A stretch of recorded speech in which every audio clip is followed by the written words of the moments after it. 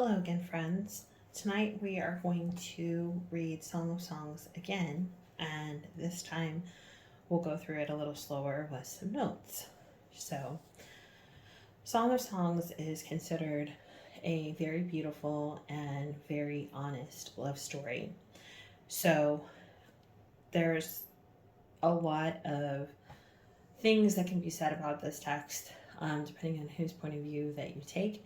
Some people see a lot of sexual innuendos, etc., in here, and it's a love story. It's a love story between a couple that gets married, a couple that is going to be in love and engage in sexual activity. So, yes, there is sex in it, but it's not meant to be a text about sex. It's meant to be a text about the beauty and the gift that God has given human beings as love. So, the Song of Songs, which is Solomon's. Woman, oh, that he would kiss me with the kisses of his mouth, for your caresses are more delightful than wine. The fragrance of your perfume is intoxicating. Your name is perfume poured out. No wonder young women adore you. Take me with you. Let's hurry. Oh, that king that would bring me to his chambers. Young women, we will rejoice and be glad in you. We will celebrate your caresses more than wine. Woman, it is only right that they adore you. Daughters of Jerusalem, I am dark like the tents of Kedar, yet lovely like the curtains of Solomon. Do not stare at me because I am dark, for the sun has gazed on me. My mother's sons were angry with me. They made me take care of the vineyards. I have not taken care of my own vineyard. And what this is saying is that appearance isn't what matters ultimately between this man and the woman. What matters is that she is of moral character, he is of moral character. They're both pure, and that means purity not only in a sexual nature, but purity in terms of their character. They're not people that have been jaded by society's expectations of them. They treat themselves with respect, they treat others with respect, and they live in a godly manner. Tell me, whom do I love? Where do you pasture your sheep? Where do you let them rest at noon? Why should I be like one who veils herself beside the flocks of your companions? And the veil is, in this case, symbolizing prostitution. She's saying she's not a prostitute, she's a pure woman. Man, I do not know, if you do not know, most beautiful of women, follow the tracks of the flock and pasture your young goats near the shepherd's tent. I compare you, my darling, to a mare among the Pharaoh's chariots. Your cheeks are beautiful with jewelry, your neck with its necklace. We will make gold jewelry for you, accented with silver. So he's recognizing that she's both pure, but she's also important for who she is. Woman, while the king is on his couch, my perfume releases its fragrance. The one I love is a sachet of myrrh to me, spending the night between my breasts. The one I love is a cluster of henna blossoms to me in the vineyards of Engedi. Man, how beautiful you are, my darling, how very beautiful. Your eyes are like doves. Woman, how handsome you are, my love, how delightful. Our bed is verdant, the beams of our house are cedars, and our rafters are cypresses. I am a wildflower of Sharon, a lily of the valleys. Man, like a lily among thorns, so is my darling among the young women. So he's saying she's one, and we would say now 1 in a million. She's someone that's so unique and so pure in what is basically the common people. Not that she's a queen or someone above people in terms of status, but she is in the fact that she's pure and respects herself. Woman, like an apricot tree among the trees of the forest, so is my love among the young men. I delight to sit in his shade, and his fruit is sweet to my taste. So you would think in a forest, an apricot tree isn't something that would be normally found. So he, like her, is something unique, something different, and something pure amongst everything else. He brought me to the banquet hall, and he looked at me with love. So he is like everything to her, and he's bringing her and showing her off. Sustain me with raisins, refresh me with apricots, for I am lovesick. May his left hand be under my head, and his right arm embrace me. Young women of Jerusalem, I charge you by the gazelles and the wild does of the field. Do not stir up or awaken love until the appropriate time. So what she's saying is, we're all in love with the idea of being in love, but you don't want to rush it. You don't want to hurry it. You don't want to fall in love with the wrong person. And you definitely don't want to regret making yourself unpure before the right time. Listen, my love is approaching. Look, here he comes, leaping over the mountains, bounding over the hills.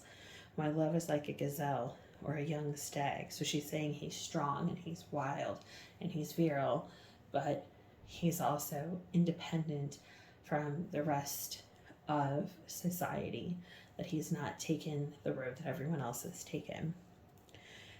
See, he is standing beyond our wall, gazing through the windows, peering through the lattice. My love calls to me. Man, rise, my darling, come away, my beautiful one. For now the winter has passed, the rain has ended and gone away. The blossoms appear in the countryside, the time of singing has come, and the turtle dove's cooing is heard in our land. The fig tree ripens its figs, the blossoming vines give off their fragrance. Arise, my darling, come away, my beautiful one. My dove is in the cleft of rocks, in the crevice of the cliff. Let me see your face, let me hear your voice, for your voice is sweet and your face is lovely.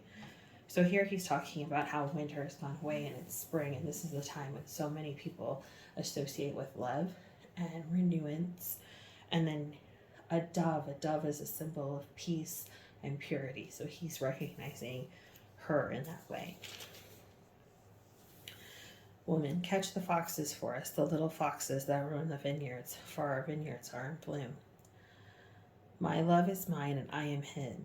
He feeds among the lilies until day breaks and the shadows flee. Turn around, my love, and be like a gazelle or a young stag on the divided mountains. So what the women are saying is, catch those who ruin the vineyards, those who make it impure. They're recognizing that their love is just between the two of them. In my bed at night, I sought the one I loved. I sought, but I did not find him. So she's saying, I called for him, and he did not respond. I will arise now and go about the city, through the streets and the plazas. I will seek the one I love. I sought him, but I did not find him. The guards who go about the city found me, and I asked them, have you seen the one I love? I have just passed them when I found the one I love. I held on to him and would not let him go until I brought him to my mother's house. So she's asking her mother for approval for this particular young man.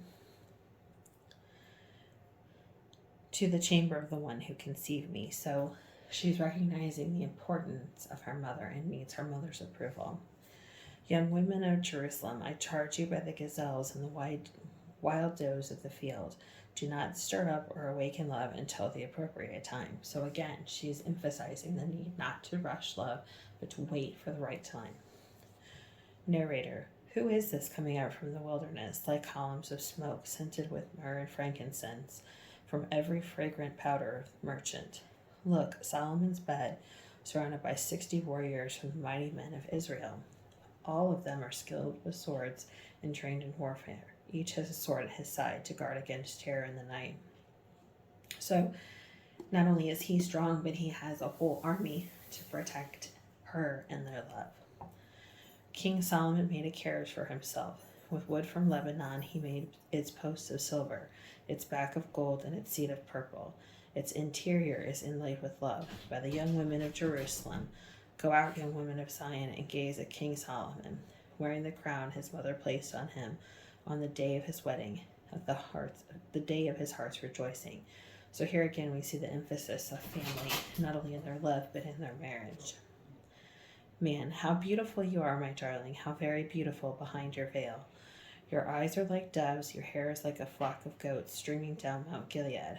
Your teeth are like a flock of newly shorn sheep coming up from washing, each one bearing twins, and none has lost its young. So this reference of sheep were something of great value, and sometimes sheep tend to, if they have twins, they don't always both make it. So here he's saying none has lost its young, so no one is sorrowful on this occasion. Your lips are like a scarlet cord, and your mouth is lovely behind your veil. Your brow is like a slice of pomegranate. Your neck is like the Tower of David constructed in layers. So she's strong and beautiful. Your breasts are like two fawns, twins of the gazelle that feed among the lilies until the day breaks and the shadows flee.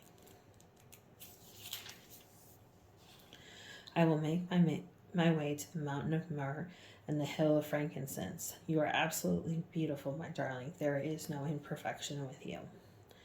Come with me from Lebanon, my bride. Come with me from Lebanon, which actually you're talking about frankincense and not necessarily the place. Descended from the peak of Amana, from the summit of Senir and Hermon, from the dens of the lions, from the mountains of leopards. You have captured my heart, my sister, my bride. You have captured my heart with one glance of your eyes, with one jewel of your necklace. How delightful your caresses are, my sister, my bride. Your caresses are much better than wine, and the fragrance of your perfume than any balsam. Your lips drip sweetness like the honeycomb, my bride. Honey and milk are under your tongue. The fragrance of your garments is like the fragrance of Lebanon. My sister, my bride, you are a locked garden and a sealed spring. So she's just for him. She saved her purity in terms of, in this case, her sexuality, just for him. Your branches are a paradise of pomegranates with the choicest fruits. Henna with nard and saffron, calamus and cinnamon, with all the trees of frankincense, myrrh, and aloes, with the best spices. You are a garden, a well of flowing water streaming from Lebanon. Woman, awaken north wind, come south wind, blow on my garden and spread the fragrance of its spices. Let my love come to his garden and eat its choicest fruit. Man, I have come to my garden, my sister, my bride. I gather my myrrh with my spices. I eat my honeycomb with my honey. I drink my wine with my milk. Narrator, eat, friends. Drink, be intoxicated with caresses. So he's telling them, drink your fill. As lovers, drink your fill of each other. Woman, I was sleeping, but my heart was awake. A sound, my love was knocking. Man, open, my sister, my darling, my dove, my perfect one. For my head is drenched with dew, my hair with droplets of the night. And this scene is likened to a dream, but it's her dreaming of him. Woman, I have taken off my clothing. How can I put it back on? I have washed my feet. How can I get them dirty?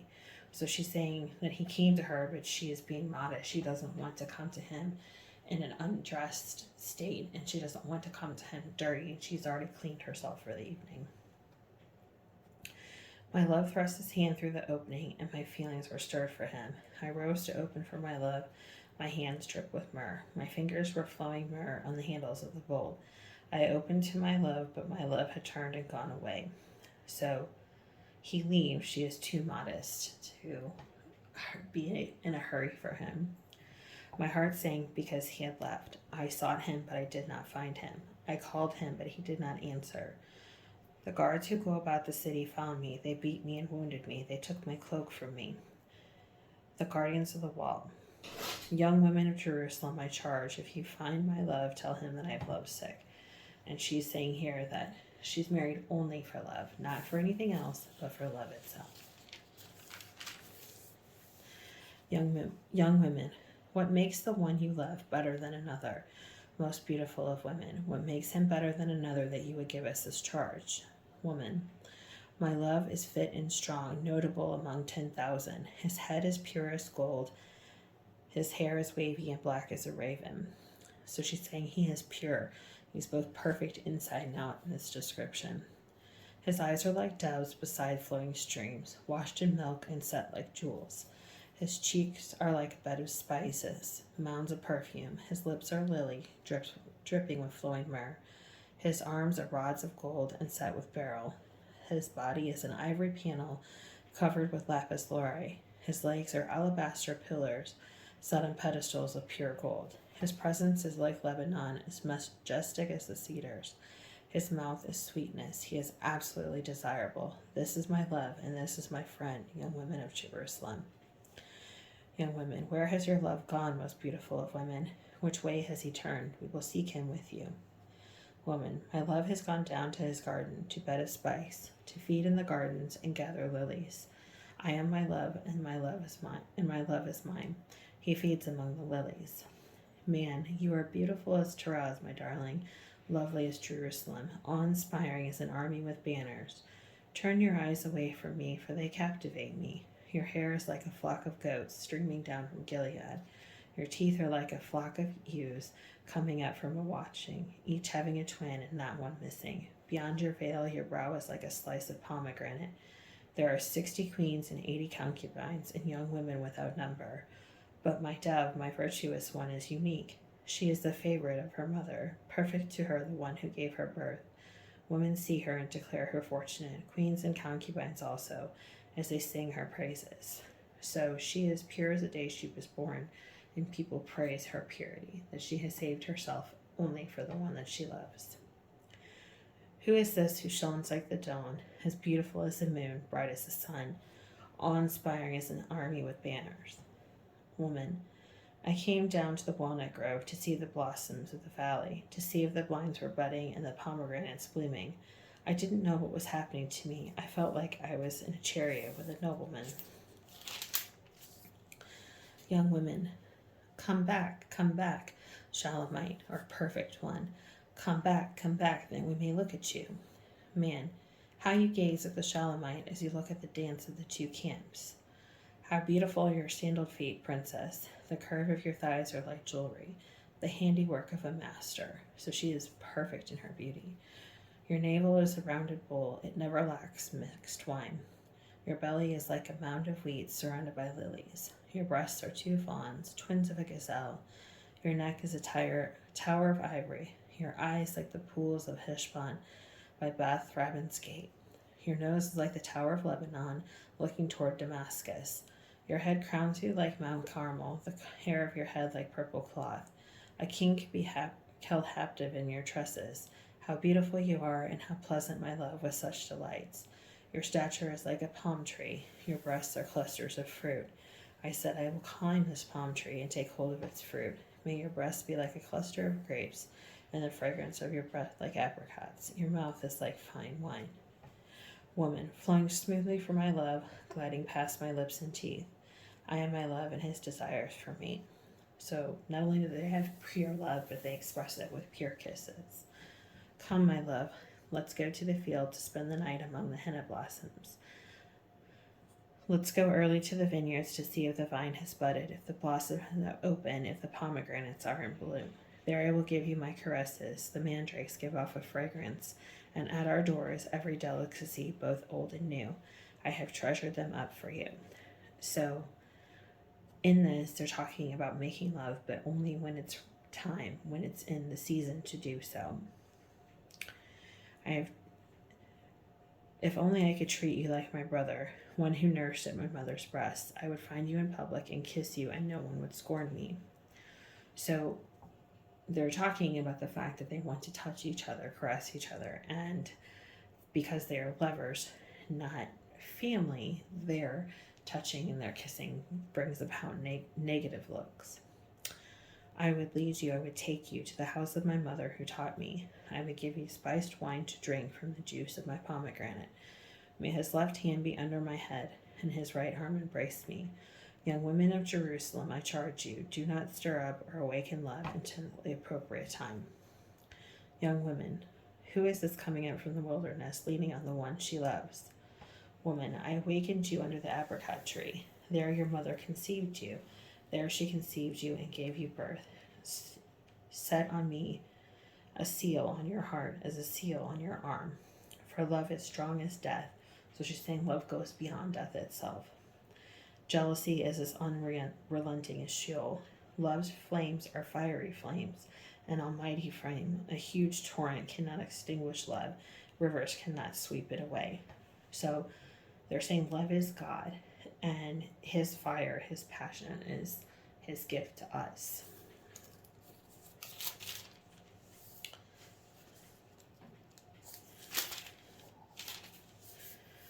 If a man was to give all his wealth for love, it would be utterly scorned. So you cannot buy love. It is something that cannot be bought or sold. It is something that has to be given freely from one person to another. Brothers, our sisters Our sister is young, she has no breasts. What will we do for our sister on the day she is spoken for?